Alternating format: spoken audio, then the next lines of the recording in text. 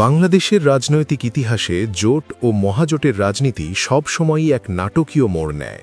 তবে ২০২৬ সালের নির্বাচনের প্রাক্কালে জামায়াতে ইসলামীর নেতৃত্বাধীন ১১ দলীয় জোটের অন্দরমহলে যে নজিরবিহীন সংকট তৈরি হয়েছে তা অতীতের অনেক রেকর্ড ম্লান করে দিয়েছে।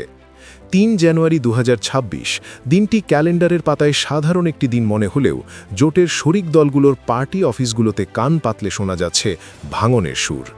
নির্বাচনের ঠিক আগ মুহূর্তে এনসিপি, এলডিপি এবং এবি পার্টির মতো দলগুলোকে শেষ সময়ে আস্থায় নিতে গিয়ে জামায়াত এখন এক জটিল চক্রব্যূহে আটকা পড়েছে। রাজনীতির দাবার বোর্ডে এই চালটি উল্টো জামায়াতের জন্যই বুমেরাং হতে চলেছে কিনা তা নিয়েই এখন চলছে চুলচেরা বিশ্লেষণ। জোটের মূল সংকট আবর্তিত হচ্ছে ৪০টি আসনকে কেন্দ্র করে, যা নতুন শরিকদের খুশি করতে প্রয়োজন, কিন্তু পুরনো পরীক্ষিত মিত্ররা সেই ত্যাগের অংশীদার হতে সম্পূর্ণ নারাজ। জামায়াতে ইসলামীর নীতি নির্ধারণী ফোরামে সিদ্ধান্ত হয়েছে যে সমসাময়িক রাজনীতির প্রেক্ষাপট বিবেচনায় এনসিপিকে ৩০টি, কর্নেল অলির এলডিপিকে ৭টি এবং এবি পার্টিকে ৩টি আসন ছেড়ে দেওয়া হবে। সব মিলিয়ে এই ৪০টি আসন ম্যানেজ করাই এখন জোটের প্রধান এবং সম্ভবত সবচেয়ে কঠিন চ্যালেঞ্জ। জামায়াতের পক্ষ থেকে শরিকদের সামনে একটি গাণিতিক ফর্মুলা পেশ করা হয়েছে। তারা বলছে, যেহেতু এই জোট সবার স্বার্থ রক্ষার জন্য, তাই ত্যাগের ভারটাও সবার কাঁধেই নিতে হবে। জামায়াতের প্রস্তাবনা অনুযায়ী এই ৪০টি আসনের মধ্যে জামায়াত তাদের নিজস্ব শক্তিশালী ঘাঁটি বা কোটা থেকে ১৬টি আসন স্যাক্রিফাইস করবে। বাকি ২৪টি আসনের মধ্যে চরমোনাই পীরের দল ইসলামী আন্দোলন বাংলাদেশকে ১৬টি এবং খেলাফত মজলিস ও নিজামী ইসলামের মতো অন্যান্য শরিকদের সম্মিলিতভাবে ৮টি আসন ছাড়তে হবে। কিন্তু রাজনীতির মাঠের বাস্তবতা হল, কাগজের এই সরল অঙ্ক মাঠের জটিল সমীকরণে মিলছে না। জামায়াতের এই প্রস্তাবটি শোনার পর থেকেই ইসলামী আন্দোলন এবং খেলাফত মজলিস তীব্র ক্ষোভ প্রকাশ করেছে এবং তারা এই প্রস্তাব সরাসরি প্রত্যাখ্যান করেছে। আজকের এই বিস্তারিত পর্যালোচনায় আমরা গভীরে গিয়ে দেখার চেষ্টা করব জোট রাজনীতির পেছনের এই স্নায়ুযুদ্ধ এবং মনস্তাত্ত্বিক সংঘাত। কেন এনসিপিকে এত গুরুত্ব দিচ্ছে জামায়াত?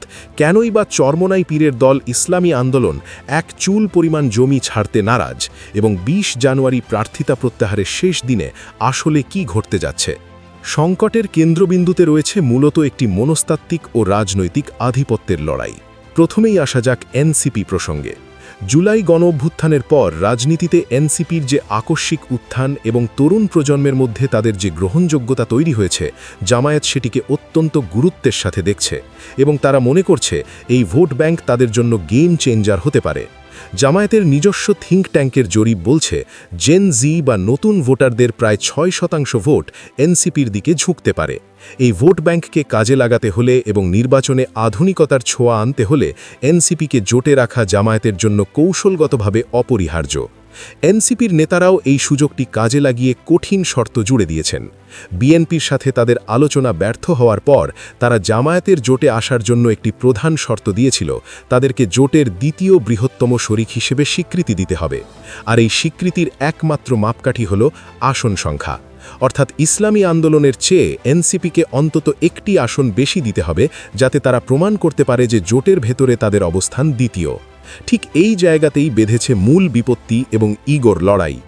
ইসলামী আন্দোলন বাংলাদেশ মনে করে দেশের রাজনীতিতে তাদের দীর্ঘদিনের একটি শক্ত অবস্থান, নিজস্ব ভোট ব্যাংক এবং বিশাল নিবেদিত প্রাণ কর্মী বাহিনী রয়েছে, যা এনসিপির নেই।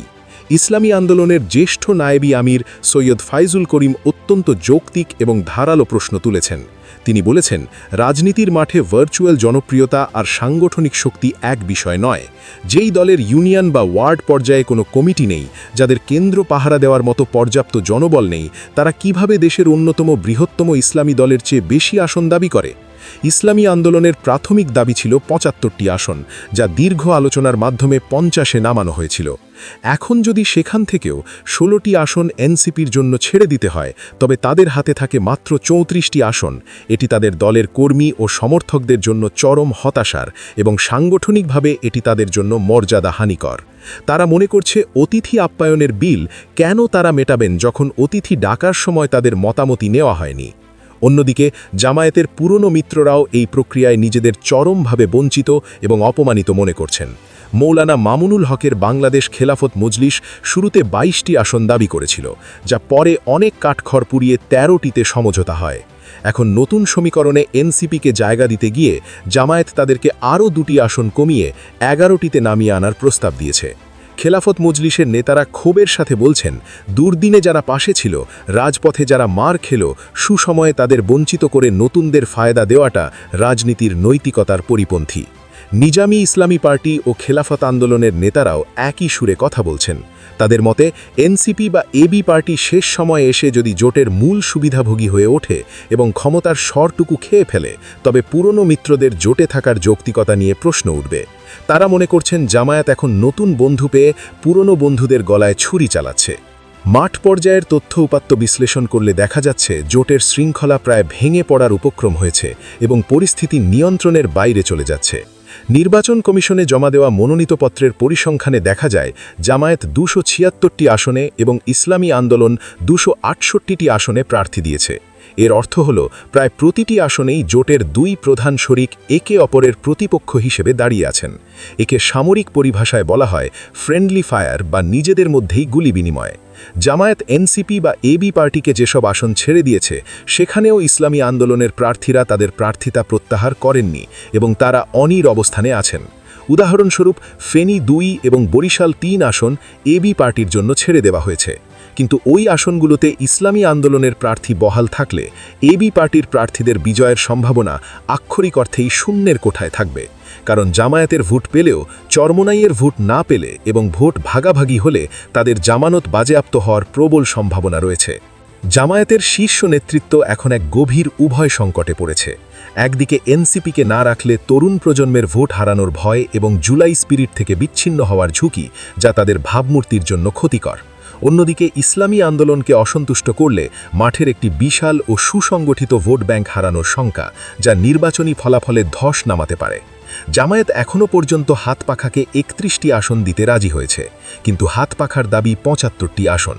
এই 44টি আসনের বিশাল ব্যবধান আগামী 15 দিনে কমিয়ে আনা প্রায় অসম্ভব মনে হচ্ছে। জামায়াতের একজন নীতি নির্ধারক নাম প্রকাশ না করার শর্তে অসহায়ত্ব প্রকাশ করে জানিয়েছেন, জামায়াত সর্বোচ্চ 16টি আসন নিজের ভাগ থেকে ছাড়তে পারে, কিন্তু পুরো 40টি আসনের ভার একা বহন করা তাদের পক্ষে গাণিতিকভাবে সম্ভব নয়। রাজনৈতিক বিশ্লেষকদের মতে 20 জানুয়ারি পর্যন্ত যদি এই টানাপোড়েন চলতে থাকে এবং কোনো সম্মানজনক সমাধান না আসে, তবে এর চূড়ান্ত ফলাফল হবে বিএনপি বা বিরোধী পক্ষের সুবিধাজনক। ভোট ভাগাভাগির এই সমীকরণে শেষ পর্যন্ত তৃতীয় পক্ষ লাভবান হবে, এটাই নির্বাচনের চিরাচরিত নিয়ম। আমার ব্যক্তিগত বিশ্লেষণ বলছে, শেষ পর্যন্ত হয়তো একটি আংশিক বা অসম্পূর্ণ সমঝোতা হতে পারে, অর্থাৎ কিছু আসনে জোটবদ্ধ নির্বাচন হবে আর কিছু আসনে উন্মুক্ত বা বন্ধুত্বপূর্ণ লড়াই হবে। তবে এই উন্মুক্ত লড়াই জোটের মূল উদ্দেশ্যকেই ব্যাহত করতে পারে এবং অনেক আসনে জামায়াত ও ইসলামী আন্দোলন উভয়ের পরাজয় নিশ্চিত করতে পারে। জামায়াত কি পারবে এনসিপির আধুনিক ইমেজ এবং চরমোনাইয়ের মাঠের শক্তির মধ্যে একটি ভারসাম্য তৈরি করতে, নাকি উচ্চাভিষী এই জোট নির্বাচনের আগেই তাসের ঘরের মতো ভেঙে পড়বে? এই প্রশ্নের উত্তর পাওয়ার জন্য আমাদের অপেক্ষা করতে হবে 20 জানুয়ারি পর্যন্ত। দর্শক, এই জটিল ও ঘোলাটে রাজনৈতিক সমীকরণে আপনার মতামত কি? জামায়াতের কি উচিত পুরনো মিত্রদের বিসর্জন দিয়ে নতুনদের বরণ করা, নাকি মাঠের বাস্তবতাকে মেনে নিয়ে চরমোনাইয়ের দাবি মেনে নেওয়া? আপনার গুরুত্বপূর্ণ মতামত আমাদের কমেন্ট বক্সে বিস্তারিত জানান। আর রাজনৈতিক আলোচনার সবশেষ আপডেট এবং ভেতরের খবর পেতে আমাদের সঙ্গেই থাকুন।